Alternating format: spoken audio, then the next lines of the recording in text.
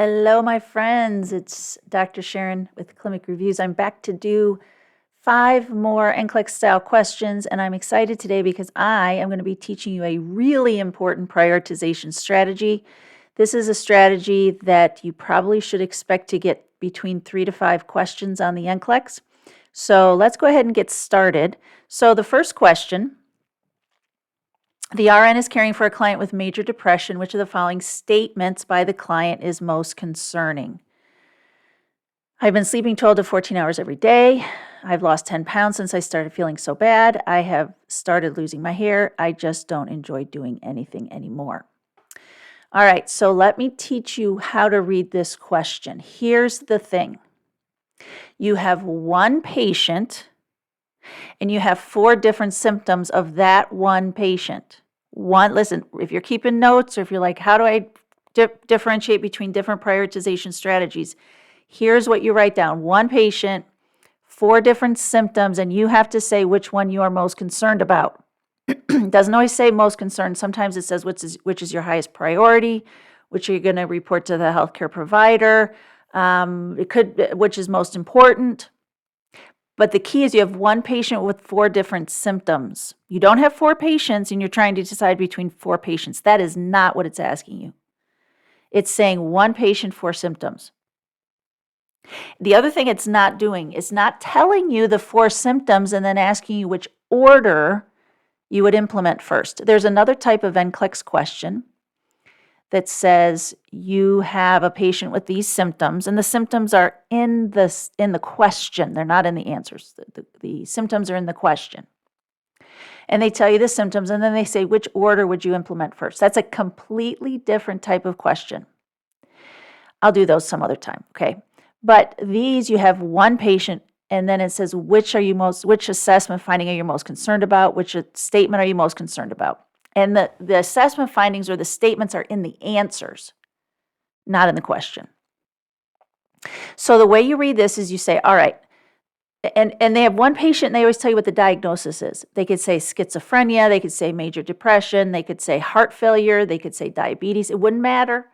One patient with certain diagnosis, and then which symptoms are you most concerned about. When they do that, what you're saying is which symptom is unexpected. Did you get that? Which symptom is unexpected? That's the one you're most concerned about. So what you should know is that 3 of these symptoms should be expected for a patient with major depression. One of them isn't expected for a patient with major depression. I'm most concerned about the one that's unexpected for a patient with major depression. All right, let's look at these answers again, and maybe it'll be more obvious. I've been sleeping 12 to 14 hours every day. Well, we know sleep disturbances is common for people with major depression. Either they sleep less or they sleep more. This looks like they're sleeping more, so I say, well, that's expected with major depression. I've lost 10 pounds since I started feeling so bad. Well, we know eating disturbances are common for people with major depression. Either they eat more or they eat less. Typically, they eat less. Anorexia is very commonly associated with major depression. So if they're eating less, they could lose weight. So I go, well, that seems to be expected if they're eating less. I'm not that concerned about that. But you know what? Let me keep it on the list just in case there's nothing else that would be more concerning. Because maybe, right? Maybe. 3, I've started losing my hair. I've started losing my hair. I can't think of any symptom associated with major depression where they would start losing their hair. I can't think of any reason at all that they would start losing their hair. So I got to keep that on my list. That's like not expected. I just don't enjoy doing anything anymore. Okay, that's expected. That's expected. And don't say, well, if they don't enjoy doing anything more, they could be suicidal. You're right, they could be, but it doesn't say that, does it? And you only know what they tell you. So I expect them to not enjoy doing anything anymore. They're depressed. That's what depression is. Okay? It's depressed mood. All right. So I have to choose between 2 and 3. I've lost 10 pounds or I've started losing my hair. I can rationalize very easily why 2 is expected because I know they have appetite disturbances. So I am going to pick 3. I've started losing my hair. And that is the correct answer because that is the one that is unexpected. All right, next question. The RN is caring for a client with generalized anxiety disorder who recently started taking lorazepam. Which of the following statements by the client is most concerning? So we have a patient with a known disorder. They have generalized anxiety disorder, and they say they recently started taking lorazepam. Now, if you don't know what lorazepam is, it's a benzodiazepine. The drugs that end in PAM and LAM, LAM, PAM, and LAM are benzodiazepine, so it's a minor tranquilizer. And so they've started taking a minor tranquilizer to help with the generalized anxiety disorder. Which of the following statements by the client is most concerning? So I immediately say to myself, I have one patient with a known problem, which is generalized anxiety disorder, who's also taking lorazepam. I got to keep that in my head. And they want to know which statement is most concerning. So I'm going to say, well, the statement that's unexpected is most concerning. So let's read the statements. I've been so sleepy lately, I can barely stay awake at work. My mouth is so dry, I have to keep water bottle with me all the time. I've started to eat an apple every day to help prevent constipation. My hands have been tremoring so much it is hard to sign my name.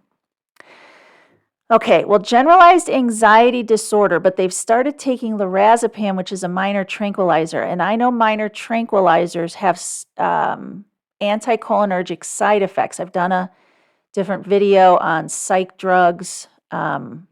And so you might want to watch that where I talk about side effects, psych drugs and side effects, I think is what it's called.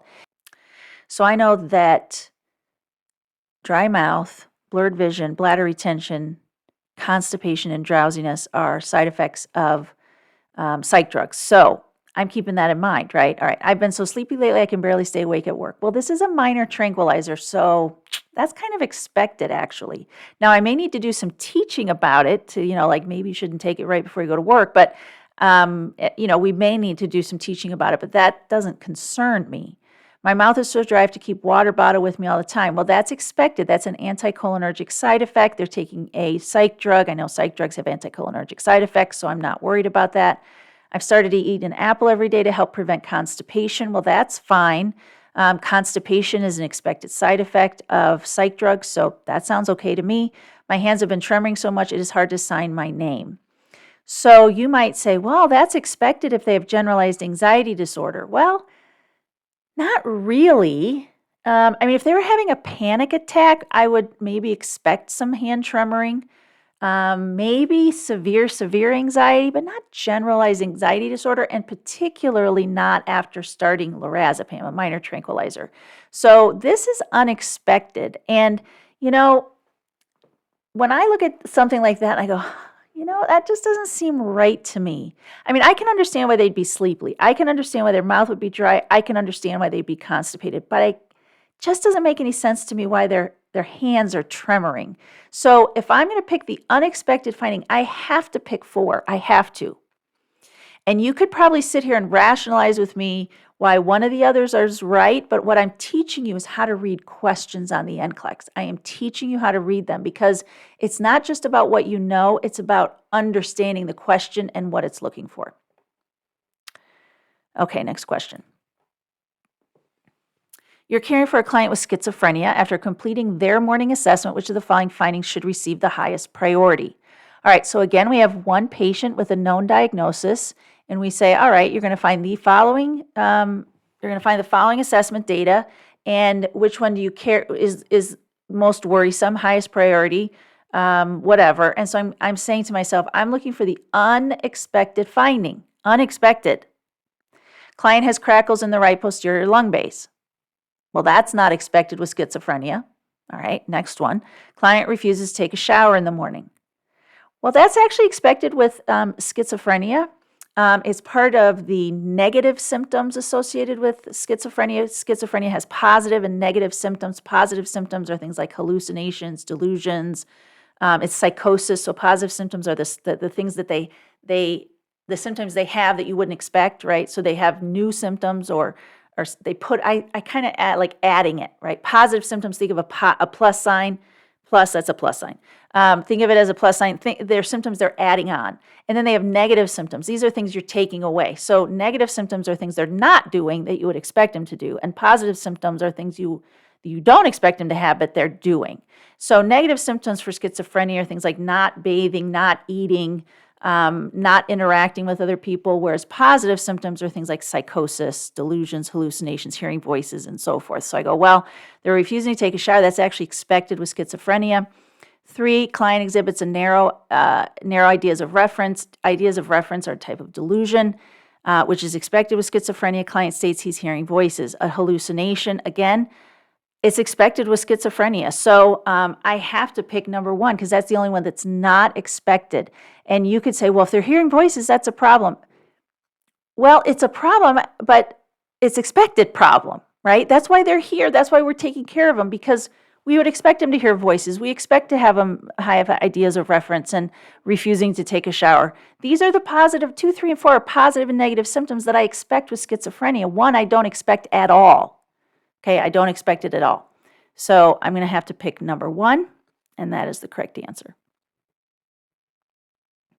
All right, next question. Now, I decided to move into non-psych stuff just to show you that this applies also in non-psych questions. It's the same strategy, but non-psych issues. So you're caring for a client with type 2 diabetes, which of the following lab values is of most concern. So I say, I have type 2 diabetes. I'm looking for the lab value that is unexpected with type 2 diabetes. Morning serum glucose of 154. Little high, but that's expected with type 2 diabetes. Glycosylated hemoglobin is 7.6. Little high, but that's expected with type 2 diabetes. Serum potassium is 4.9. That's actually high normal. Normal potassium is 3.5 to 5.0, so you got to know normal values. Make sure you know those. Serum creatinine is 2.1. A little high, but not expected in type 2 diabetes. Not expected to have a elevated serum creatinine. That actually indicates that they're having some kidney damage associated with their type 2 diabetes, and I don't like that. I don't like that at all. That's unexpected. That's a problem. So I'm going to have to be most concerned about the serum creatinine of 2.1. Now, I want you to remember, this is something that Mark talked about when he talked about in his video on strategies for passing Nclex, or how to pass Nclex. He talked about how you don't memorize answers from question data banks or question banks, because the answer is only right because of the other answers, right? So you can't say to yourself, do not say to yourself, well, I got to memorize that a serum creatinine of 2.1 is always my greatest concern.